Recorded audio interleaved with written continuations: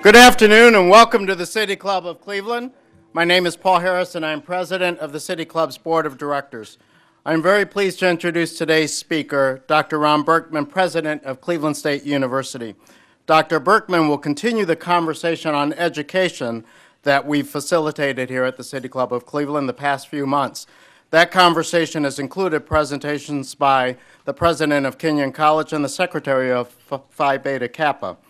Today's conversation occurs at a time when there has been national conversation and debate about the value of a college education in the context of massive debt incurred by some students, and more recently on the Chicago National Labor Relations Board's decision earlier this week that Northwestern football players have the right to form a union. Dr. Berkman attended college while working and caring for his family. He later received his PhD from Princeton University and thereafter taught at Princeton, the University of California at Berkeley, Brooklyn College, the City University of New York Graduate Center, New York University, and the University of Puerto Rico. In 1997, he was named Dean of the College of Urban and Public Affairs at Florida International University, and in 2005, he became Provost, Executive Vice President, and Chief Operating Officer at Florida International. Dr. Berkman's accomplishments at FIU include directing the university's efforts to establish a College of Law, College of Medicine, and School of Public Health. In April 2009, Dr. Berkman was selected as president of Cleveland State. He has an extensive history of scholarship in urban affairs, which of course complements a widely recognized area of strength for CSU. Under his guidance and direction, Cleveland State has collaborated with Cleveland cultural institutions to enhance the student experience at Cleveland State and significantly expanded residential housing options for students. There is a feeling of vitality at CSU that nicely complements the vitality that downtown Cleveland is experiencing more generally. Dr. Berkman has devoted time to serving his community through his service on several nonprofit boards. And last but not least, our speaker and his spouse, Patricia, are the parents of 4 adult children. So with that introduction, I present on behalf of the Cleveland City Club, Dr. Ron Berkman, president of Cleveland State University. Thank you so much.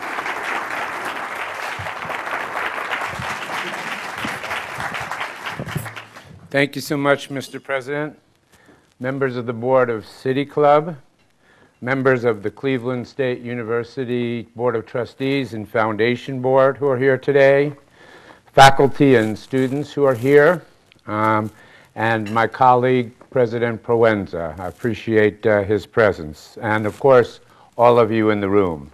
The individual who unfortunately not here is my wife, who is helping her parents with some health issues over the last couple of weeks. But I want to say that when I was appointed, there was a board member after meeting Patsy, and a lot of you have met Patsy, who said, well, I think the university is getting 2 for 1. I actually think that the university has gotten 2.5 for 1, given how much energy and passion she's brought to Cleveland and to the university and how she supported me. So I'm unhappy she's not here. I think she's watching on the web, but I wanted to make that recognition.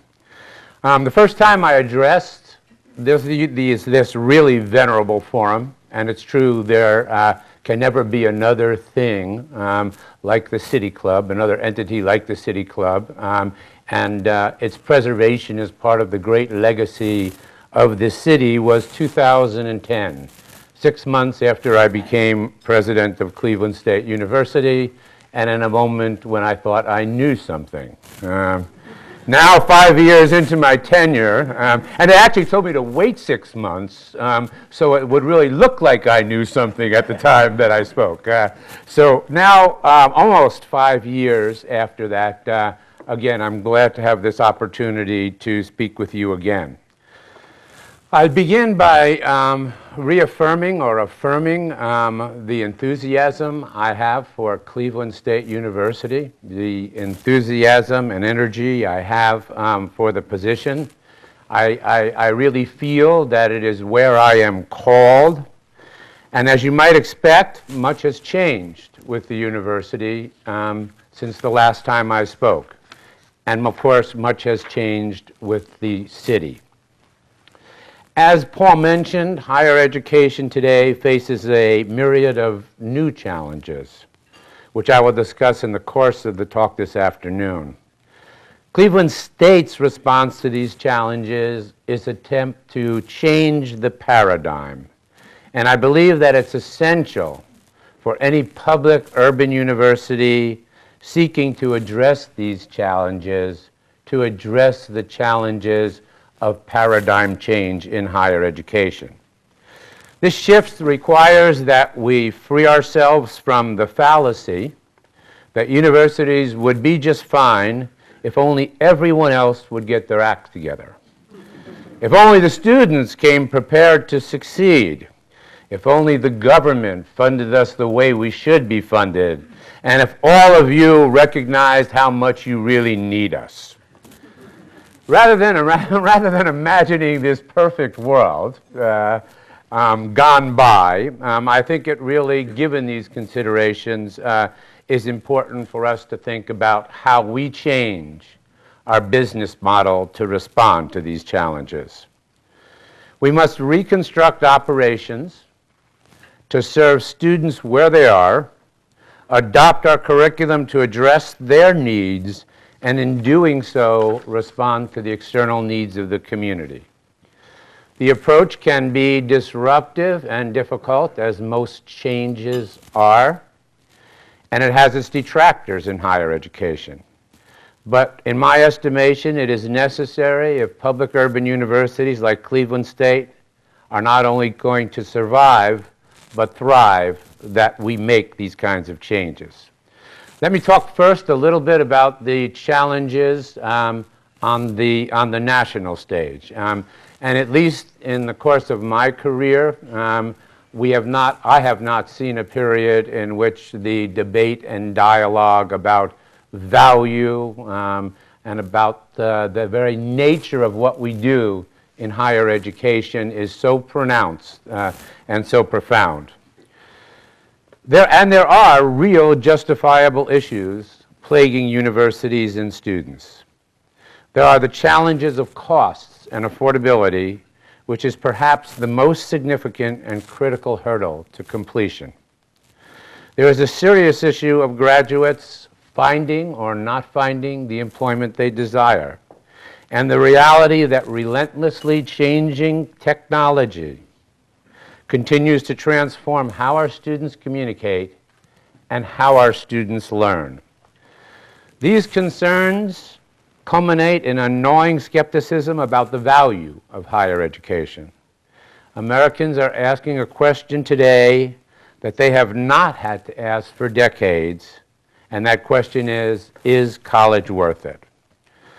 The scrutiny is valid and sadly evidenced by an abundance of unsatisfied customers.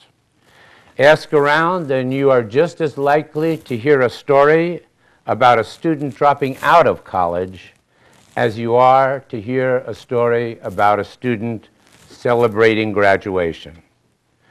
A Harvard Graduate School of Education study completed in 2011 found that just over half of Americans who enrolled in a baccalaureate program finished within 6 years. A year earlier, the Organization of Economic Cooperation and Development found that only 46% of Americans who start college ever finish, placing the United States dead last among the countries who belong to the OECD in terms of its baccalaureate completion rate. Despite these somber realities, at one level, the debate still seems misguided. Based purely on the graduate's employability and future earnings, there is no doubt that it pays to go to college. The Pew Research Foundation recently found that college graduates aged 25 to 32 working full-time earn nearly $17,500 more each year than those with a high school diploma. The study says on virtually every measure of economic well-being and career attainment, from personal savings to job satisfaction, to the share of those employed full-time, young college graduates are outperforming their peers. Of course, the evidence is not lost on the public because we see enrollments in universities and community colleges are actually at an all-time high. Today, however, when almost as many people have tried and failed as have succeeded, earning the degree is conceived as a risky proposition. Add to this the rising costs, the issue of rising costs, and it's no wonder that there is a debate and higher education is under assault. For public universities like Cleveland State, part of the growth in tuition costs has been due to the dwindling state support over the past decade. In 2014, Cleveland State will receive about 29% of its operating budget from a state subsidy. So while we are called a public university, our funding is from the state directly is about 29% of the cost of educating a student. In 2001, Cleveland State University received 49.3% of its budget from the state of Ohio.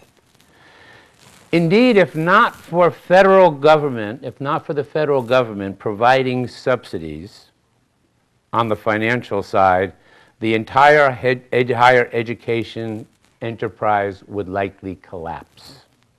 A very small percentage of our current students, particularly our students at Cleveland State and in public urban universities throughout the nation, are able to afford the cost of college tuition themselves. Early this week, NPR's Morning Edition reported on student financial need. They knew I was going to give this speech and they tried to help me out. Thank you, David. They noted that today, 70% of college graduates leave college owing money, owing an average of close to $30,000. 2 decades ago, less than half of the college students needed loans for college, and their average debt over 4 years was $9,000. So in 2 decades, the average debt of students has risen from $9,000 to $30,000. In 2012 and 2013, and this shows how important the magnitude of financial aid, Cleveland State awarded $157 million in financial aid to our students. We didn't award it. We don't have $157 million. It was awarded through Pell. It was awarded through Perkins. It was awarded through Stafford. It was awarded through philanthropy, through scholarships, etc., which underlines the critical importance for universities to be able to develop scholarships through philanthropic contributions. 51% of our freshman students received federal Pell Grants given to those with the highest financial need. And 33% of our freshman students who received federal Pell Grants also received merit-based scholarships. So these are bright, talented students, but their education hinges on financial aid.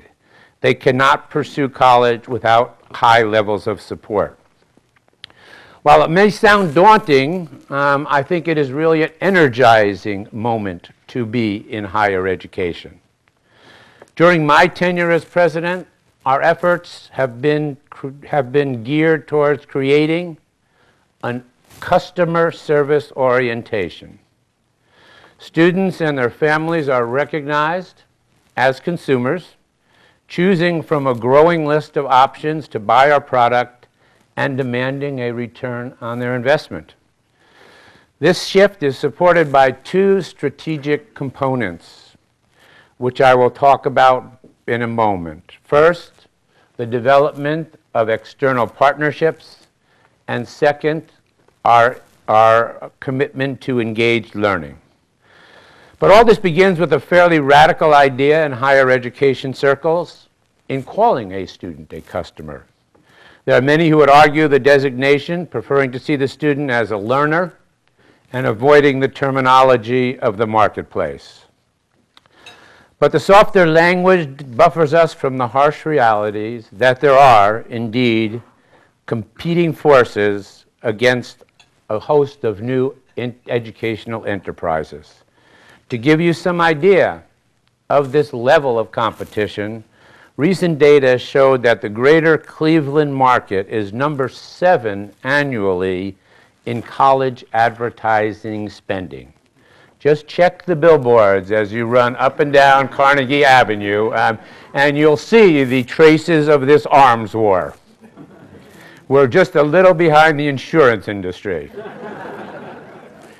When I talk about developing a student-centric culture, I'm talking about a deeper level of service to students and not a response to felt needs of all of the students. At Cleveland State, this starts with an appreciation of who our students are. We are a university of preference for many high academically achieving students. However, the reality is that we are also a destination for students who may not have a lot of choices. I've had the opportunity to meet and speak with many of our students, and I'm so happy that they are here today. A large number of them are the first in their families to go to college. This year, there's always a staggering statistic for me. This year, 47% of our current undergraduates are actually the first in their family to go to college. 47%. And for those who are the first in their family to go to college, you understand that it is a different trail. It is a different challenge. But that's the students who come to Cleveland State University. And our students are not all 18-year-olds, fresh from high school. They are men and women who have overcome difficult circumstances to get to college, single parents, students working hard to support their families, almost 800 veterans and veteran dependents. Their stories really are at once sobering and inspiring. The fact is that our students come to us from a variety of backgrounds and for a variety of reasons. But they all share a set of attributes I like to think of as the Cleveland State student profile. They have a solid work ethic. Most of them are balancing employment with their studies. They know Cleveland, they know the region, and they love the region. They want to invest here. They want to stay here. They embrace the diversity of the city and the diversity of Cleveland State University. Arguably, Cleveland State is the most diverse four-year campus in the state of Ohio, with now 34% of our students coming from some racial or ethnic minority group. So Cleveland State is called to invest in each of these students, no matter their background, no matter their level of college preparedness. Not out of charity, but because this region desperately needs them to be successful.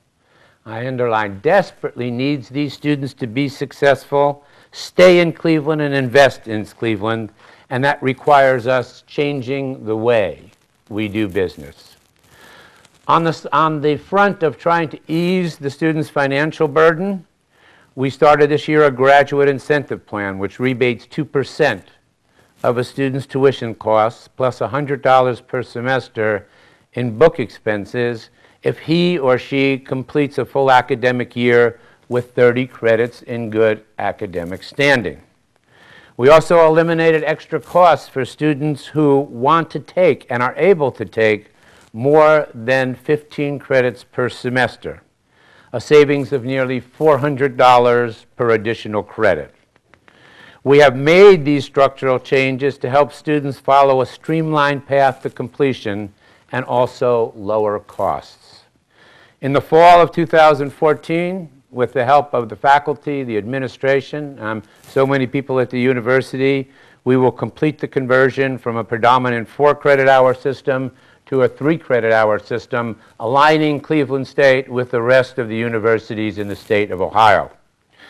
Coinciding with this switch is a new 120-hour credit standard for graduation.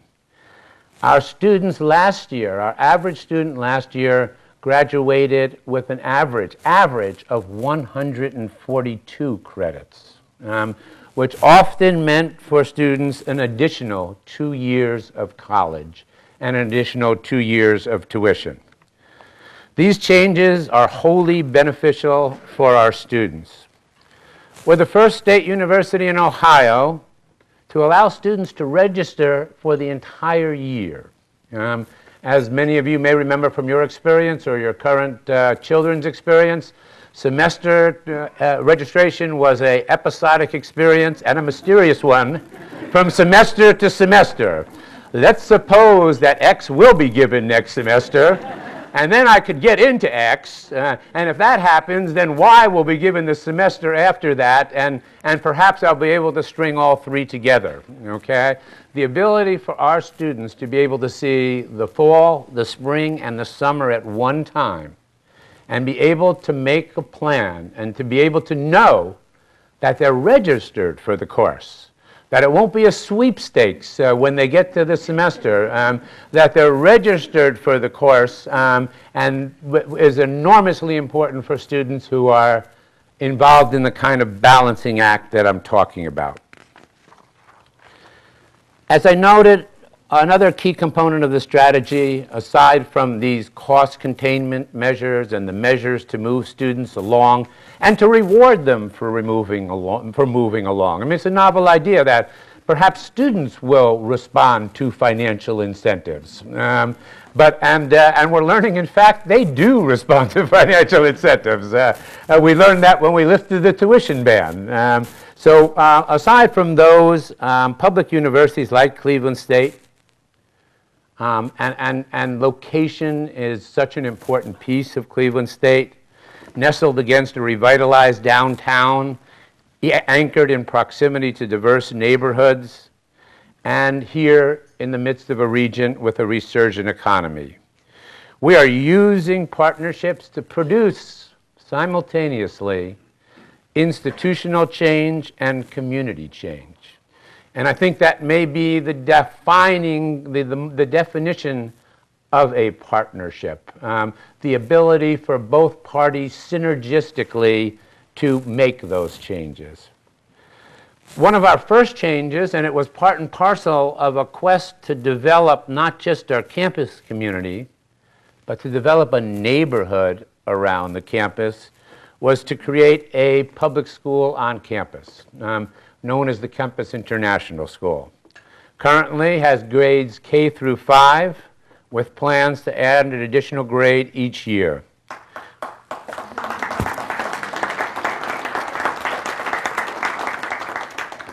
Those are all the parents who have kids in the Cleveland. and they are lucky to have their children in, because it is a school that we choose by lottery. And it is, I believe, the only school in the Cleveland Municipal School District, and it's not a charter school, it's the Cleveland Municipal School District, that has a waiting list for entry. It will be a K through 12 accredited international baccalaureate school. The kids in kindergarten take Chinese every single day, and it is a remarkable learning platform. In addition to that, we recently entered into a partnership, an extraordinary partnership, and housed MC Square, the high school MC Square on the campus of Cleveland State University. This was made possible by a grant from KeyBank for $1,250,000. They probably have a little more somewhere than $1,250,000, KeyBank, but it was an extraordinary gift. It was an extraordinary gift, and I give Margot Copeland credit for directing this gift and helping us create this seamless transition and this seamless path for students who are studying science, technology, engineering, and mathematics in a wonderful school. Our partnership with Neomed here in Cleveland to develop a program that will allow 35 Cleveland State students to enter a new and different pre-med program focused on urban health, focused on interdisciplinary care, focused on community-based care, to enter NeoMed and to have 50% of their clinical work and their coursework done here on the campus of Cleveland State University. So to all our students, our law students, our engineering students, we now add a cohort of medical students. This was made possible by grants from the Cleveland Foundation, Mount Sinai, Myers Foundation, St. Luke's, a recent grant from the National Institute of Health, and a recent grant from the Association of Academic Health Centers. So it has admitted its first class, and one of our challenges in this endeavor was to also diversify those who choose a path or want to become physicians. And I'm really delighted that our first class was composed of minorities. About 30% of the class were minority students. So being an anchor institution as we are is not only about where you are, but it's about what you do with where you are.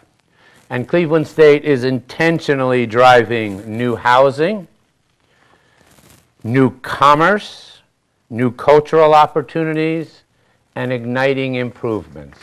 The other partnership that I don't want to neglect is our partnership with Playhouse Square. Until a few days ago, there was a marquee on the Allen Theater that said Cleveland State University. We hope after the transformation that marquee will appear again.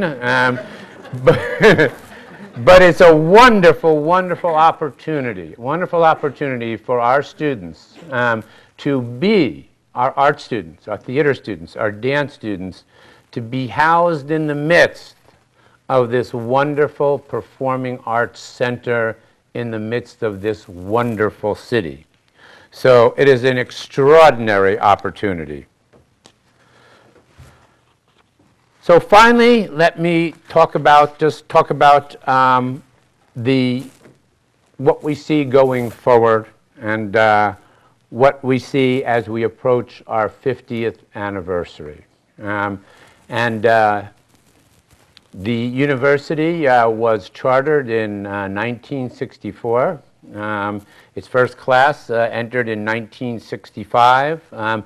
50 years is a short time for a university, and in some ways it's short lifespan. Sometimes I call it a higher ed teenager. Unlike real teenagers, a higher ed teenager sometimes is easier to change because the roots have not been sunk quite as deep.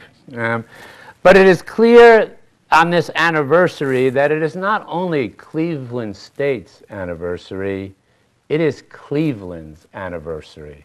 It is a milestone for the city of Cleveland.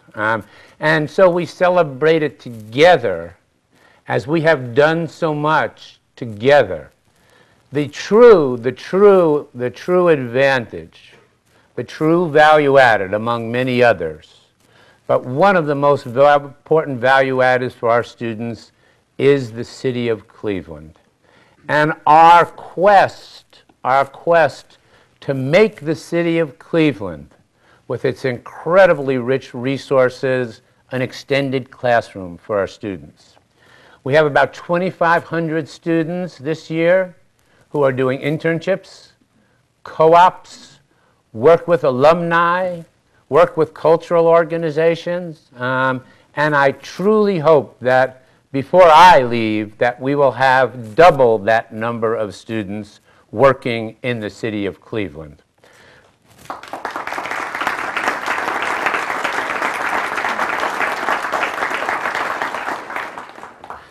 So I'll end by saying that everything I do and have done as the president of Cleveland State University, and it's been such an honor to be the president of Cleveland State University and to at least be a small part of spreading the message about what this city has and what this city has been and will be.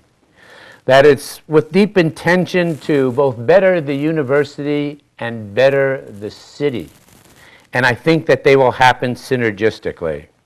And above all, the intention, my intention, the paramount intention is to serve our students, to provide them with the best-in-class urban education, to see them through to graduation day, to prepare them not only to succeed in their chosen career, but in all of their endeavors.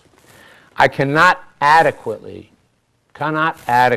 express my pride in our students, in their character, in their grit, in their determination.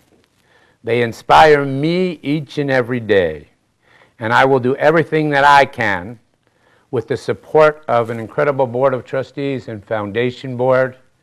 I'll do everything that I can to make them lifelong success. Thank you, ladies and gentlemen. I look forward to your questions.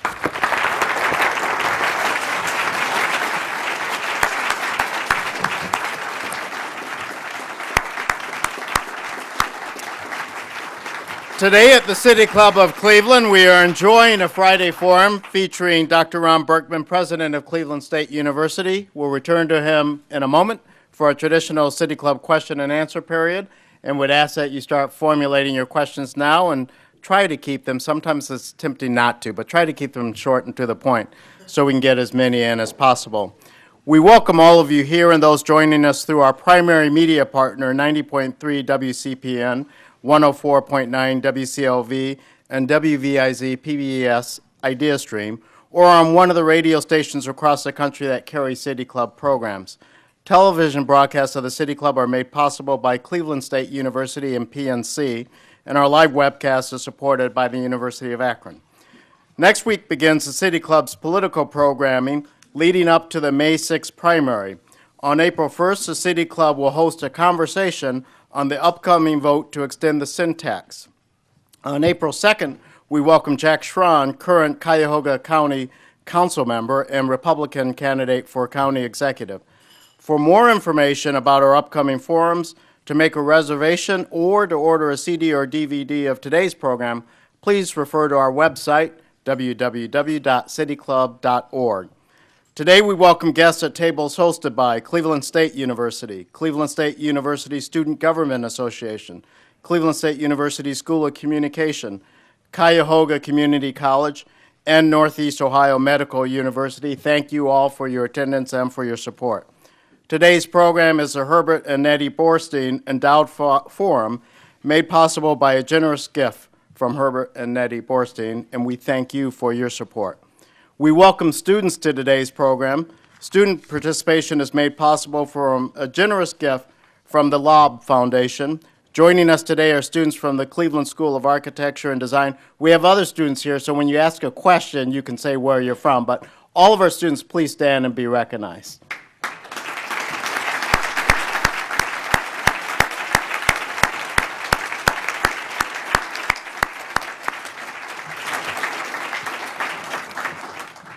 Now we would like to return to our speaker for our traditional City Club question and answer period.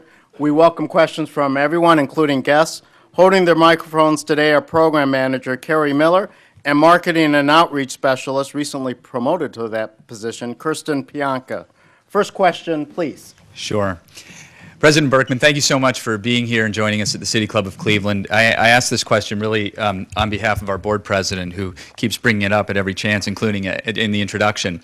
The National Labor Relations Board this week issued, as you heard earlier, issued a decision about the students at Northwestern. I know Cleveland State, we're not talking about Division I athletics or anything like that. Oh, we are. I'm sorry. We are talking about Division I athletics. What we're not talking about is football. Yeah, we're not talking about is football. This potentially has an impact on, on the NCAA across the nation for public schools and private institutions. And there's a lot of questions that it raises about whether or not scholarships and room and board can be considered to be compensation. And so I wonder if you could comment on that and where you think this is headed and what it might mean for an institution like Cleveland State or Ohio State or the University of Akron, to name a few. Well, it sort of makes me giddy about the decision that we not pursue football at Cleveland State University. And indeed, when we thought about football, Dan, my position on football was that it is the students who pay for football. Ultimately, it is the students who pay for football. So we had a referendum about whether the students wanted to have football and whether the students wanted to pay for football. And the students, by a majority, wanted to have football, and the students, by even a bigger majority, didn't want to pay for football. So that settled the question, and it allows us to remain undefeated.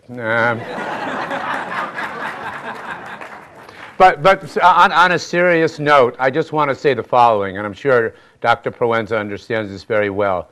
Student athletes have a very, very different educational life than our students.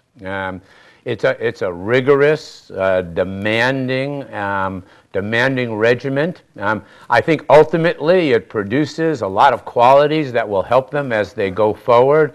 But I think we do need to recognize that they bear an extra burden. And every time that they go out and they represent the university, it's come as a result of lots of preparation. So I think without speaking to the question of whether they should unionize but I think we do, and I think the NCAA is involved in this. We do really need to consider, how students who participate in Division I athletics are prepared to be successful, are supported in their endeavor in participating in Division I athletics. So again, I think we're a long way, from seeing a picket line of linemen from Ohio State at the Horseshoe, but it's an interesting decision. Doctor, a question about remedial education, actually a double-barreled question.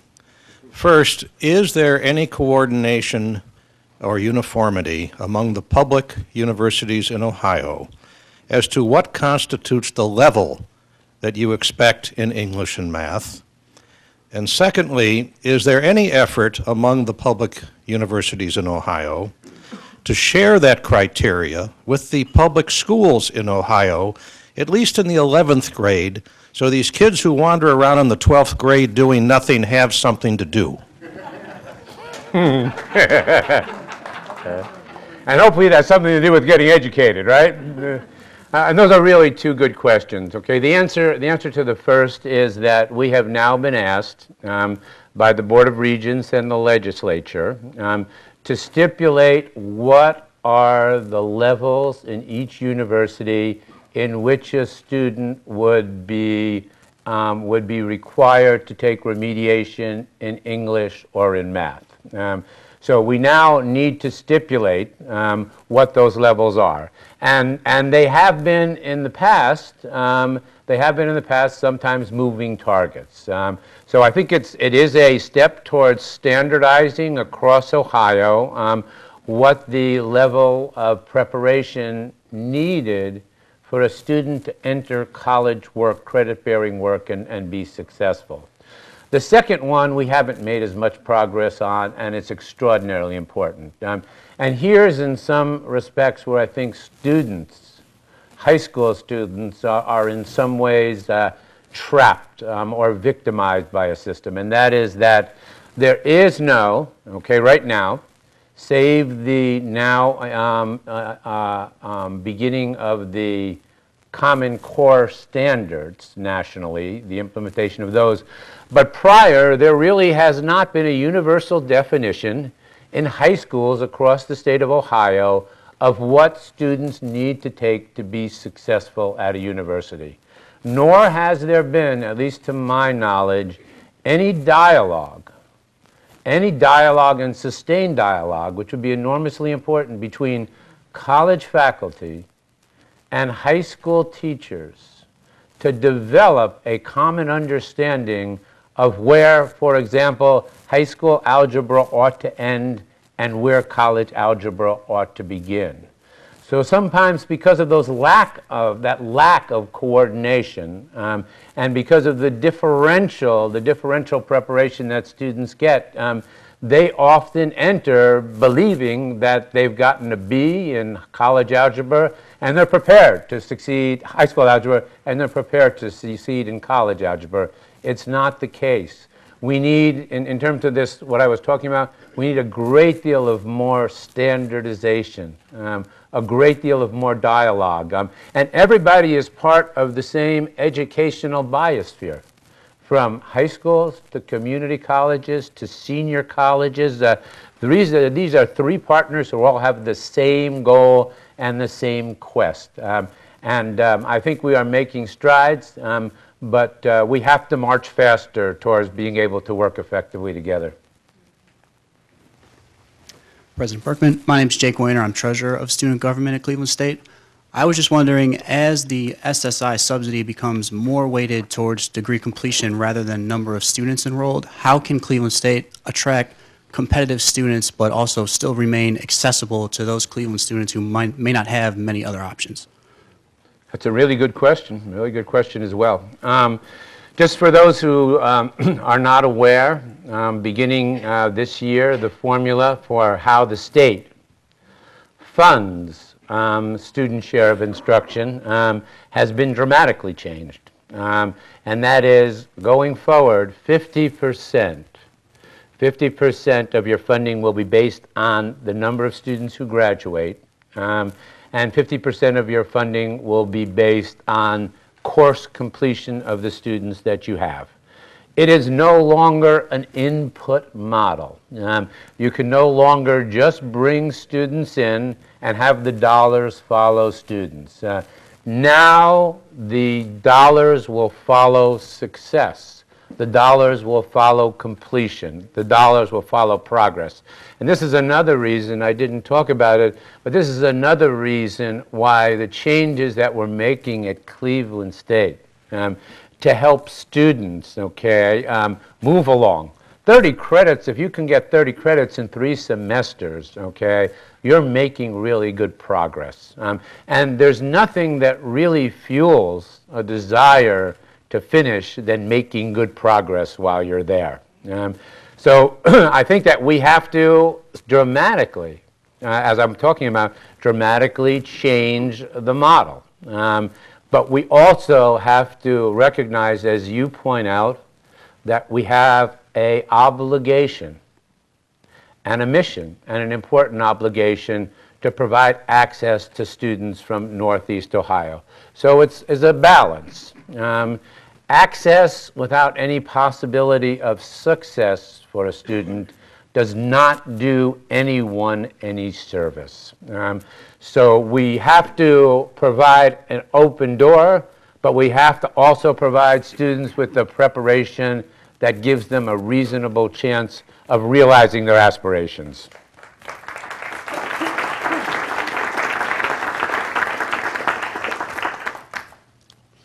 Hi, Dr. Berkman.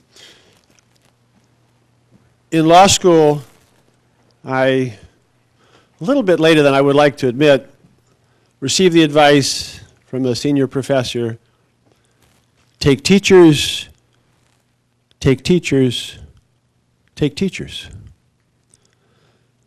because it mattered more than what they taught.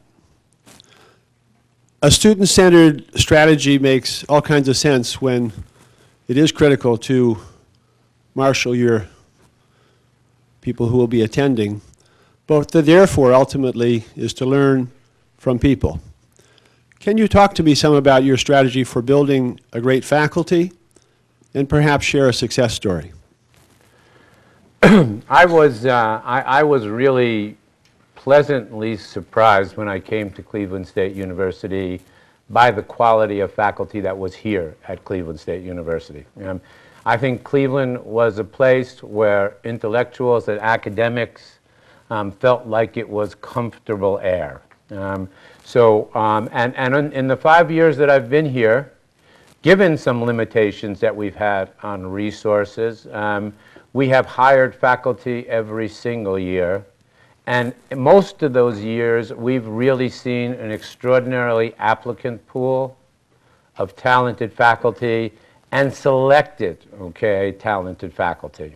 But one of the other changes that, and this speaks to your question of the teacher, one of the other changes that we have instituted is that we now have faculty whose principal mission is devoted to teaching, and we have faculty whose principal mission is the traditional teaching, research, and service. So you're absolutely right. In front of the classroom, and very often it's not the name of the course or the syllabi, it's the ability of that individual to engage the students, particularly again in these critical couple of years. So we are attempting to build a cohort of faculty, colleagues of faculty, whose principal responsibility will be teaching. I think that this is essential, the diversification of the role of faculty to meet where students are. I said we have to start where students are. To meet where students are, the diversification of this faculty is the best way for us to be able to bring to the faculty that diverse set of skills that will find engagement and connectivity to students. So there's lots of success stories. I don't know if I want to pick this faculty here. I never like to pick out a success story when there are other faculty in the room because they're all success stories. I saw that table. There was someone wearing an Ohio State sweatshirt. Great institution, nice red. Cleveland Indians sweater next to that. And in the back row, a Cleveland State University jacket.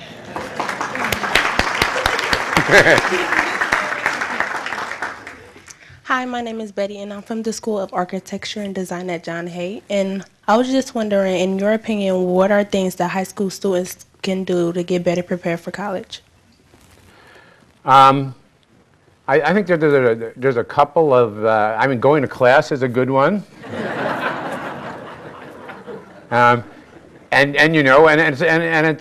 It's tough for high school students too. But I think high school students would really benefit, and I know that there's a paucity in the public schools, particularly in the Cleveland public schools, of advisors and counselors. But find a teacher who you have a relationship with. Find a teacher who you know cares. Find a teacher who you can talk to. And if you don't have one, cultivate one. And really use that teacher or use that counselor as a mentor.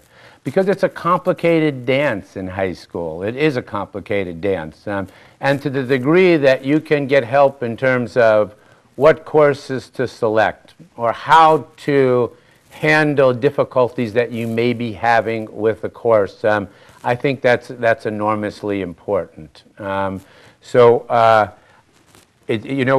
and again, I'm going to say that probably the principal skills in high school, that you ought to focus on are the skills of written and oral communication.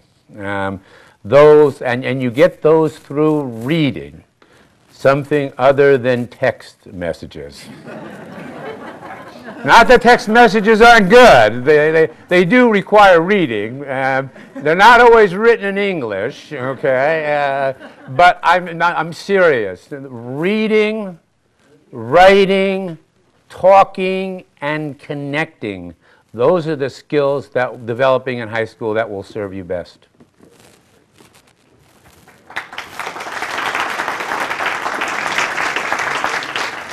President Berkman, my name is Emily Haas. I serve as a secretary in the Student Government Association. And I was just wondering, with the recent placement of Heritage Hall on the market, what plans does the university have to expand on-campus housing, especially for those upperclassmen students that can be affordable? Our goal is to build our goal is to build as much residential housing in and around the campus as we can absorb. We've been lucky so far. We've been lucky because the project at Langston was built by a private developer. we did not fund the project at Langston. And for those of you who have seen the project on Langston on Chester, it's for me anyway, one of the few projects that actually looked better when it was built than when it was on paper or when it was constructed as a model. It's really it's not a dormitory. You can't call it a dormitory, okay?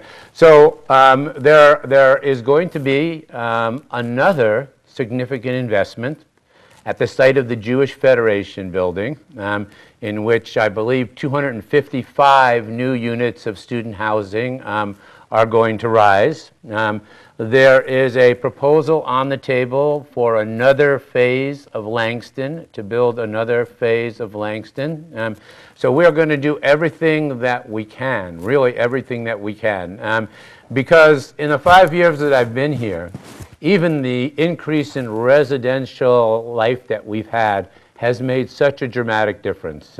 I used to be able to walk from my office to Playhouse Square and have two eating options, Aroma and Subway. And now, and it is something of a ramen, now you could walk between my office and Playhouse Square and have lots of options. But the most important thing is that people are on the street. The key to the vitality of this corridor, the key to the vitality of all of downtown, is to get people on the street. And while I know that I came before the building of the Euclid corridor, and I know that there was great pain and suffering, real, associated with the building of the Euclid corridor, in fact, down the line, I think, as an urban person, the Euclid corridor will be one of the most unique urban pedestrian thoroughfares in any city in the United States. With the Health Line running down the middle of the corridor, connecting all of the city from Public Square to University Circle. I mean, it's an enormously, enormously different, unique, livable, walkable avenue. So we're open to any and all opportunities to expand residential housing. Do you live in Heritage Hall? I do not. Dr. Berkman, we have a question from Twitter. You really get questions from Twitter? We really get questions from Twitter. Are you sure someone here didn't send the questions from Twitter? The question is, what % of the nation's student loan debt went toward real education and what % to new university facilities? And part of the question being that, you know, the argument that a lot of the increase in tuition rates have been going to increase of facilities for students. I think that certainly there has been a facilities build in universities. And some of it was the result of an expansion of enrollment in universities. And some of it was the result of having facilities that kept pace with what students need and kept pace with the changing nature of what universities do. Technology. I mean, we had buildings that had no technology or supported no technology whatsoever. To bring technology into classrooms or to build learning spaces that now have technology. So obviously a piece of it has gone, okay? But most of the federal money that comes to the university comes to support students' tuition. But I also think that lots of universities, including Cleveland State, are rethinking. We're going through a master planning process, and we are really rethinking, okay, the question of infrastructure and what kind of infrastructure are we going to need going forward. So, again, it's one of those balances, but the vast amount of dollars are to support students. Hello. With School of Communication at Cleveland State. I have a question for you. So we talked a lot about the transformation that CSU has been seeing, a lot of great initiatives and partnerships we've been having with NeoMed, the Cleveland International School, everything like that. So as CSU and as president of the university, how do you kind of balance the priorities in regards to, taking on and addressing that transformation and those great new initiatives, while also trying to balance the priorities of maybe older topics that came before your time when you're at CSU, such as maybe faculty struggles with Rhodes Tower, or maybe some issues that students are having with curriculum changes that are taking place that are going to be implemented in fall. Yeah, and it's a balancing act. It really is. At one time, you want to, and I do remain attentive to issues on campus, whether they're mine or I inherited them. There still is a Rhodes Tower, and it is it is an example of the dilemma of deferred maintenance. Okay, I know very few presidents who served at a university who would be proud to get up and say, I was the deferred maintenance president, okay? I fixed more garages and more elevators in my term than anybody else in the United States, okay? That's why it's called deferred maintenance. But it's real. And this year we spent, we went out to the bond market because we had some very, very real infrastructure issues like Rhodes Tower, okay, which is still imperfect, which we had to address. So we are going to continue to address them. The master planning process will address, okay, where we should be investing dollars, where students are going, where student needs are, et cetera, okay? So we will do that. In terms of the curriculum change, okay, all I can say is that everywhere I go, in every administrative meeting, I make clear that my first and most abiding goal right now is that we make this transition from 4-credit model to a 3-credit model without students being hurt. And students have to help with that, okay? Students have to see advisors, students have to participate. But I can assure you that I remain incredibly interested and engaged in making sure that this transition does what it was really intended to do, and that is to help the students at Cleveland State. Thank you very much.